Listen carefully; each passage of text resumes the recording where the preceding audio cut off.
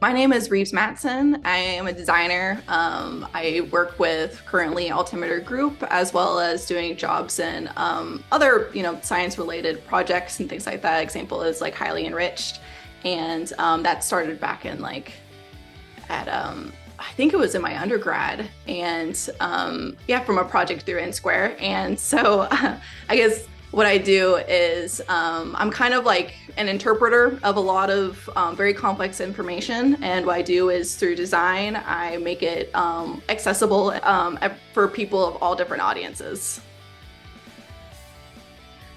I don't think I am necessarily an expert in anything, and that's what I kind of like about design is my area is a lot of looking at things with a different perspective and a different eye. So it's more of like translation, I would say, is my expertise, but it's also trying to be very aware of the audience, being almost like an advocate for the audience, making sure that whatever is being communicated is applicable to, the person who is the viewer or the user of the tool. And so I wouldn't say I'm like an expert in anything like information specific, but I like to keep it where I don't know enough, so I can come in with a different idea or different viewpoint and make sure that the end result is the best for that, or the outcome is best for whoever is receiving it.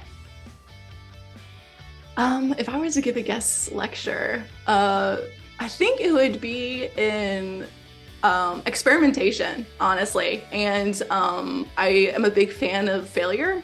I'm a big fan of you trying something out and testing it, whether it's being like a lo-fi prototype, whether it's also too showing like different ideas and be able to look at a problem, be able to break it into different components, and then from there look at what is necessary to achieve the goal and make it, and see whatever the goal is that will determine whatever tool you're using to achieve that goal. So whether that be, we need to make an app, or we need to make a website, or maybe we need to make an environment, or maybe we need to make a fun campaign or things like that. So I think that's what I would like to do, or I would like to talk about, is largely just trying things out, experimenting, testing, seeing what works, and then from there, and keeping an open mind.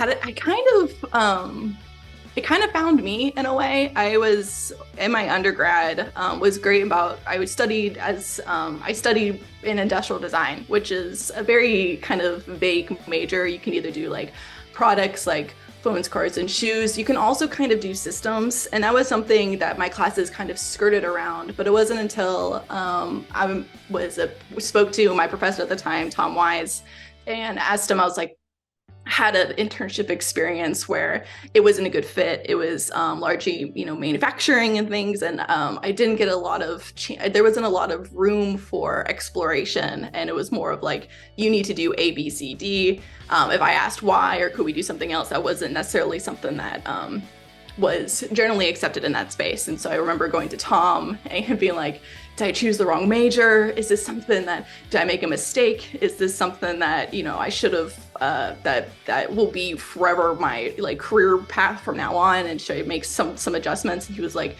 I think you should try something that's a little bit more atypical, or like a space that usually design isn't normally in. And so, or at least you can take a different, that allows flexibility for you to take different routes and stuff in it. And so that's when I got introduced to the nuclear space, which is something that I remember talking to him. I was like, I have no idea I have no background in nuclear stuff at all.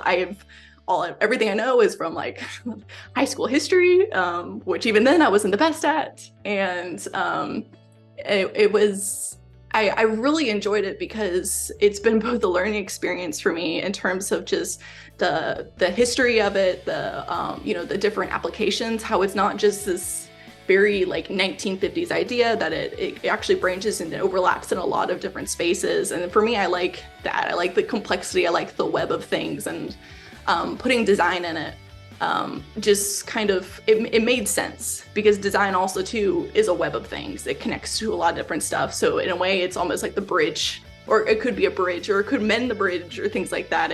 It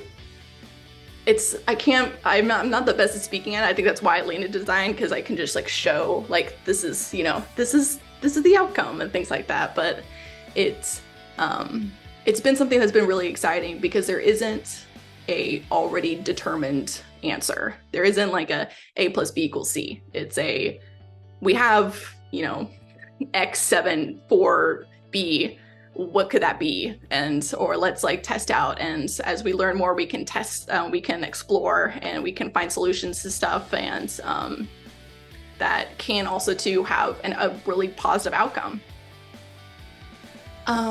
I think what drew me in was first the lack of knowledge that I had in it. I'm very comfortable going into something and being like, I'm very comfortable not knowing things. It's a weird, but generally I'm largely a listener, so I won't talk for a minute. But I remember going in and listening to people from different backgrounds that it also is something that you largely don't hear about as like a thing to go in. Like, people don't talk about nuclear at all, at least in high school. Like, I did not know any of this stuff, and met somebody from like the Department of Energy, and I did an internship in the National Renewable Energies Laboratory a couple of summers back at that point in my life. And it was really cool, like listening and hearing his path. And the more people that I met, I was like, oh, there's some really neat individuals that are doing some really interesting stuff. And this was all during the In Squared Collaborative. Cohort 2 was the one that's how I got introduced to like the team at Highland Ridge. A current issue or trend that concerns me is, I think right now, is the amount of time that we have so much information right now at us. It is anytime that you are trying to show something new or show a different perspective or reframe something, you have a very short window of time for a person to really get hooked and then dive deep. And so a lot of so that's why I think design is really important in spaces of like education and spaces of science. Is is how can we frame this thing to have it connect with the person, like really in a very like emotional, or almost like just connect to them and like in the gut, or what they prioritize or things like that. That's where design can really have that immediate hook to bring them in and to do a deeper dive, and also show them like where they can make, after learning about something and learning how it does impact them, then it can, from there they can find out like how they can take agency on it. But I think that is one. And another one is like feeling of like utter of like not, the problem is so big that it's like, why even freaking try? Like, how is recycling one bottle going to make a difference in like the Pacific trash islands and things like that? So I think it's important to communicate hope all the time. Like, it's like, it can make a change. There are, if we allow